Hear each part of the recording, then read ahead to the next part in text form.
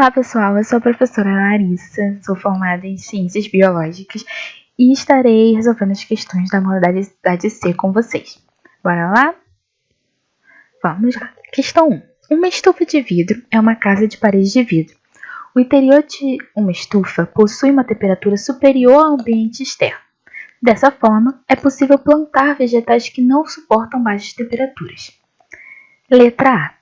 Explique o mecanismo que possibilita essa diferença de temperatura e o mecanismo que impossibilita o crescimento ilimitado da temperatura no interior da estufa. Assim como falou o enunciado, a estufa é uma casa de vidro que, quando ela recebe a luz do sol, ela começa a sofrer um aquecimento, mantendo uma temperatura ideal para que as plantas que ficam ali no interior consigam se desenvolver melhor. E aí, como isso acontece? Aqui a gente tem uma estufa e quando os raios de sol elas atravessam o vidro, esse vidro ele absorve esse calor, essa energia, e também vai ser absorvido pelo solo e pelas plantas para realizar sua manutenção a partir da fotossíntese. Sendo que a radiação solar, a gente tem que lembrar que ela não é feita apenas por raios ultravioletas. Ela tem várias radiações e que elas vão de acordo com seu comprimento de onda. E uma desses comprimentos de onda é o raio infravermelho, que tem um maior comprimento, e quando ele atravessa a estufa, ela fica ali, ela não consegue ser retida por conta do seu tamanho e começa a aquecer a estufa, mantendo regularmente a temperatura ideal para as plantas que ali vão utilizar desse calor e dessa energia absorvida.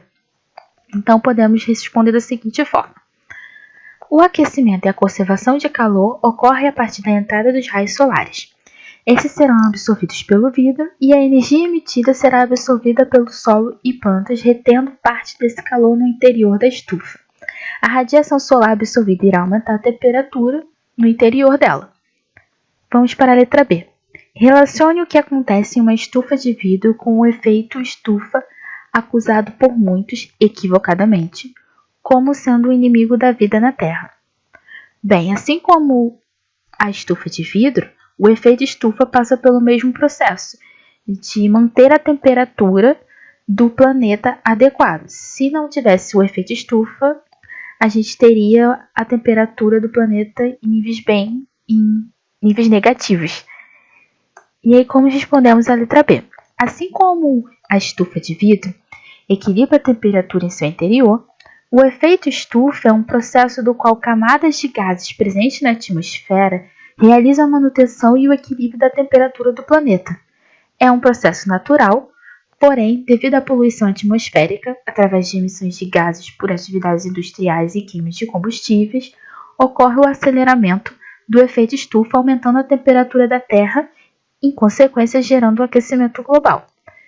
Só lembrando que esses gases que são emitidos naturalmente são o dióxido de carbono, CO2, metano e vapor de água. Sendo que o dióxido de carbono ele é emitido de grandes quantidades devido aos processos de atividades industriais e queima de combustíveis. Então, ele acaba se acumulando na nossa atmosfera e aí aumentando ainda mais a temperatura do nosso planeta, o que acaba gerando o aquecimento global.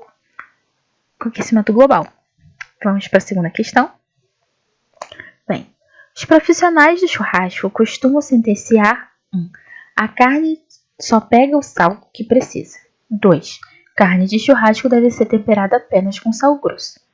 Considerando a expertise desses profissionais e o conhecimento físico-químico associado ao processo, analise as afirmações abaixo. Sentença 1. Devido à osmose, o sal grosso desidrata a carne, deixando-a mais suculenta após o preparo do churrasco. Vamos analisar a sentença 1. Bom, aqui ele já fala sobre a osmose.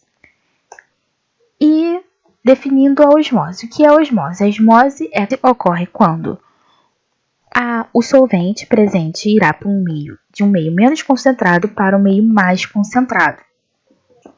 Assim como a gente vê no esqueminha ao lado. que ele mostra que as bolinhas azuis são solvente e as bolinhas vermelhas são soluto.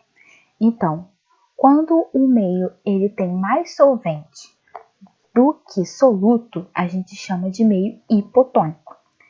Quando o meio ele está com mais soluto e menos solvente, a gente chama de meio hipertônico. Então, quando ele ocorre nesse processo de osmose, o que acontece? A grande quantidade de sal naquela carne vai fazer com que todo o líquido que tem dentro dela seja colocado para fora.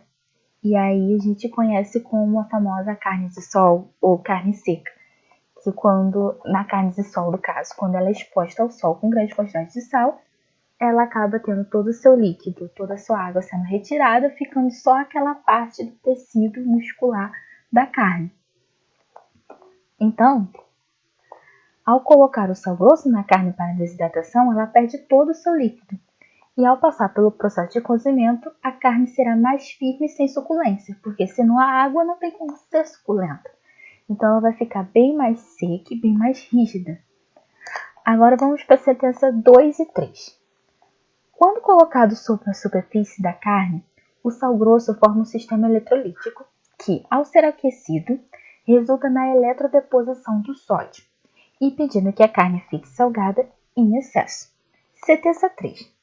As pedras de sal grosso absorvem e transferem o calor rapidamente, selando a carne e auxiliando no cozimento da mesma, sendo pouco absorvida. Então, quando o sal entra em contato com o calor, acaba acelerando o processo dele de diluição. E aí a gente também tem que lembrar que o sal ele é uma molécula de NaCl, ou seja, o nosso cloreto de sódio. E quando ele entra em contato com esse calor, ele começa tendo uma dissociação mais acelerada, ou seja, formando dois íons, o NaCl e o Cl, que depois eles também realizarão ligações conforme vai ocorrendo o processo de cozimento da carne. E aí, ao entrar em contato com o calor, o líquido liberado no cozimento do sal sofre essa dissociação, tendo quantidades menores de sal concentrado na carne. Ou seja, quando ele, e com o calor do processo de cozimento, esses íons serão liberados através do gás. E com essa dissociação ele será evaporado conforme o vapor de água está sendo liberado no cozimento. Agora vamos para a terceira questão. Bom, o teste de tolerância à lactose é um exame normalmente utilizado para avaliar a eficiência na absorção de açúcares provenientes desse sacarídeo pelo intestino. Nesse exame, o paciente bebe uma solução de lactose e faz exames de sangue em intervalos consecutivos de 30 minutos. Se durante esse exame os níveis de glicose sobem mais de 20 mg por decilitro, diz-se que o paciente não é intolerante à lactose. Entretanto, se após o exame o nível de glicose não sobe menos de 20 mg por decilitro, considera-se que o paciente tem maiores chances de ser intolerante. Então, letra A. Explique, quimicamente, por que seria possível observar um aumento da glicemia após o paciente tomar a solução de lactose. Bem, aqui a gente vê que ele vem falando sobre o disacarídeo, ou seja, a lactose. Por quê? A gente sabe que disacarídeo é um carboidrato que é a associação, a ligação de dois monossacarídeos formando um disacarídeo, ou seja, a lactose é dois monossacarídeos, que é a glicose mais associada à galactose, formando esse carboidrato, essa molécula de carboidrato. Então, essa lactose, quando ela chega no interior do nosso intestino, lá na porção do duodeno, ela vai ser absorvida e haverá a quebra dessa ligação. Como isso ocorre? Lá no nosso intestino tem grandes quantidades de enzimas, e uma dessas enzimas é a enzima lactase, que é justamente para fazer essa dissociação, essa catalisação, quer dizer, quebra da lactose em glicose e galactose. E aí, quando chega no intestino, quebra E aí a galactose será absorvida e a glicose estará disponível na corrente sanguínea. E assim vai ser verificado se houve a absorção da lactose ou não. Se não tiver a enzima lactase disponível suficiente ou então não tiver ela no intestino para fazer essa catalisação, a lactose ela não vai ser absorvida e aí ao verificar o exame e ver que não tem essa glicose disponível, vai considerar que não há, que pode ser que o paciente tenha problemas na absorção e assim na intolerância à lactose. Lembrando que glicemia quer dizer que é os níveis de glicose, ou seja, níveis de açúcar no sistema sanguíneo. Então a letra A ficaria mais ou menos assim.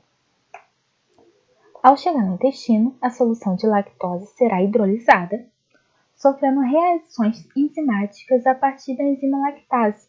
O disacarídeo sofrerá a dissociação da ligação galactose mais glicose, formando 2 monossacarídeos. A glicose liberada irá para o sistema sanguíneo, aumentando os níveis de açúcar no sangue, ou seja, a glicemia. Se o intestino estiver com as quantidades normais da enzima lactase, a lactose ingerida será totalmente absorvida pelo órgão. E aí, a letra B. Explique como se desenvolve a intolerância à lactose, citando seus sintomas mais comuns. Assim como eu falei, se não houver a disponibilidade da enzima ali presente no intestino, não vai haver a absorção. E aí, a intolerância à lactose pode se desenvolver através da deficiência da produção da enzima lactase ou a diminuição da mesma ao longo do tempo. Também pode ocorrer através de forma congênita, ou seja, tanto pode ser hereditário, como também ela começa a partir do bebê ao nascer, ele começa a não conseguir produzir de forma adequada a enzima para a quebra da lactose, em que irá acarretar por problemas intestinais. E também pode ocorrer essa intolerância através de diarreias constantes, que podem causar fragilidade na flora intestinal, diminuindo a capacidade de absorção, ou seja, problemas com intoxicação intestinal ou algum problema, alguma doença que cause diarreias constantes podem afetar esse processo de produção e os principais sintomas são para intolerância: diarreia, distensão abdominal, cólicas, náuseas e flatulências.